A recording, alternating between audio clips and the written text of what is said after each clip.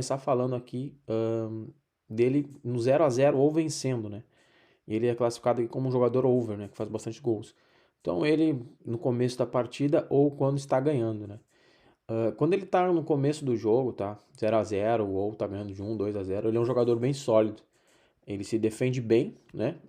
E dá pouco espaço para o contra-ataque. Então, dificilmente, depois que ele tá ganhando, é difícil ter uma virada, ter um empate. Então tem que estar muito ligado aí contra os jogadores que ele tá jogando, né? Porque o momento que ele abriu o placar, ele dificilmente perde. E aí os jogadores do time oposto acabam se jogando mais para ataque e ele aproveita esse espaço aí e liquida a partida. Então é um jogador bem bom para explorar o over, né? Porém, também ele tem muito espaço pro under, né? Quando ele pega outro jogador under, às vezes o jogo fica meio que, que aberto, assim, sabe? Para os dois lados. Então tem que cuidar muito isso aí, né? Ele é um jogador, quando tá no 0 a 0 ou que tá ganhando, é poucos gols. Dificilmente ele faz 5 a 0 6 a 0, né? Porque ele meio que dá uma segurada no pé. Vamos ver aqui a segunda coisa que eu coloquei aqui pra vocês, tá? A forma de ele jogar, tá? Ele explora muito o passe em profundidade, né? Pra quem conhece o FIFA ou joga o FIFA sabe que ele dá muito passe em direção ao gol, né? Ele dificilmente fica trocando passe pro lado, passe para trás, como por exemplo o Zazabá que faz muito isso. Então ele é um cara muito objetivo. O passe dele sempre é profundo, né? Ele toca lá na frente do gol, na frente do gol ele sabe o caminho do gol. Ele faz gol. Então tem que cuidar muito os times aí que ele tá jogando, né? Que se ele tiver jogadores rápidos na frente que fazem gol, é fatal. Ele é muito preciso nisso aí. Outra coisa que eu coloquei aqui também, tá? É quando joga contra a Zebra, né? Por exemplo, quando ele joga contra Zohan, contra Rick, contra Dazabak, todos os jogadores medianos ali, ele dificilmente perde, né? Como ele é um jogador muito consistente, ele vai lá, ganha de 1, 2 a 0, e depois que abre o placar, dificilmente ele sofre o empate. E se sofre o empate, ele liga a pressão e vai pra cima e faz gol, né? Vamos ver o que mais eu coloquei aqui. Isso aqui é muito importante, ó. Quando ele tá com um time bom, ele é muito difícil ganhar dele. Quando, por exemplo, na Ligue 1, quando ele pega Mônaco, por exemplo, é muito difícil. O Lille, que é um time que se defende bastante. Então, é um jogador para tá analisando primeiramente o time que ele tá. Se o time dele tem jogadores bons de defesa e de ataque, é muito difícil. Não tem como ganhar dele. Então tem que cuidar muito disso aí, né?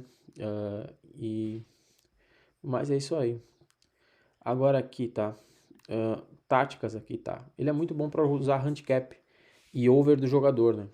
Por ele ser um jogador muito estável, dificilmente ele empata ou ele ganha, né? Dificilmente ele perde. Então esse handicap tu pode utilizar, por exemplo, ali no menos 0,5, né?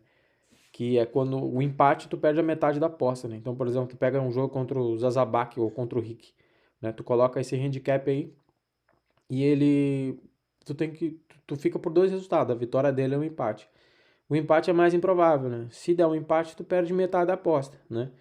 Então, ele é um jogador bom para utilizar essas táticas aí, né? Quando se fala em 0 a 0, quando tá no 0 a 0, né? Vencer não tem como, né? Mas quando tá no 0 a 0. E falando mais dele aí sobre over, né? Ele é um jogador que eu gosto de utilizar muito ele. Todas as partidas dele eu tô online, tô vendo. E faz parte aí dos meus favoritos aí. Agora vamos ver aqui a postura dele, tá? Perdendo, né? A postura dele aqui, ó, o primeiro tópico que eu coloquei, tá? Jogo com tendência a gols. Busca o jogo a todo momento. Um exemplo aí. Ele começa perdendo, sei lá, de 1 a 0 pro Rick. Ou toma 2 gols no primeiro tempo. Ele já muda a postura dele de cara. Dificilmente tem manipulação, né, no jogo dele. Ele busca o jogo o tempo todo. E então é bem provável aí quem opera over goals, né? Ficar ligado aí nos jogos dele, quando ele estiver perdendo, é probabilidade de jogo quente até o final do jogo. Segunda curiosidade que eu coloquei dele aqui, tá? Muda a postura e a formação no segundo tempo em busca do resultado. Isso aqui é muito importante para quem utiliza, quem busca gols na partidas, né? E também quem joga no Under tá ligado quando isso acontecer, né? Porque quando tu faz a, quando tu muda a formação, geralmente eles fazem a mesma formação, né? Eles mudam para 4-4-2, né? Colocam pressão após a perda de bola, adiantam os zagueiros e isso consequentemente proporciona ataque, contra-ataque e mostra também pra gente que o jogo vai ficar até o final do jogo. Então pode anotar aí. Quando tu vê o jogo dele, ele perdendo no segundo tempo, tu vai ver que ele vai fazer isso aí. Então é um jogador muito bom para buscar um over goals. Outra coisa também que eu coloquei aqui, ó. É excelente para pegar odds boas, né? Porque ele tem a capacidade da virada, que são poucos que tem. Que, por exemplo, ele sai perdendo de 1-0 ou 2-0 no primeiro tempo, tá? Ele vai lá, muda as formações dele, faz todas as táticas que tem que fazer e ele não sofre contra-ataque. Isso é muito importante. Ele não sofre aquela bola enfiada que, tipo, ele tá atacando lá com todo o time dele e ele consegue se defender porque ele deixa a linha de zaga lá atrás. Então ele é muito inteligente nisso aí. Então, às vezes, tu pega um mod de 7, mod de 10, dependendo. Pega duas odds, se tu pegar a dupla hipótese de vitória ou empate, mais a vitória. Então, é um dos jogadores aí que tem que estar ligado, porque ele é, tanto quando tá ganhando quanto tá perdendo, ele é extremamente perigoso. Aqui, eu acabei de falar sobre isso, né? Ele não, quando ele muda a postura, ele não abre espaço para o contra-ataque.